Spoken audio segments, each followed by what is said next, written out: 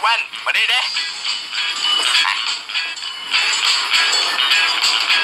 มึงเป็นเชี่ยอะไรสัตว์กอริลลากอริลลาเหรอกอริลลาเหรอกอริลลาพองดิ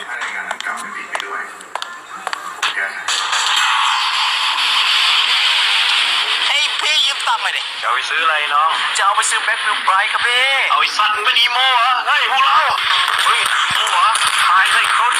ดูขึ้นใหม่นะ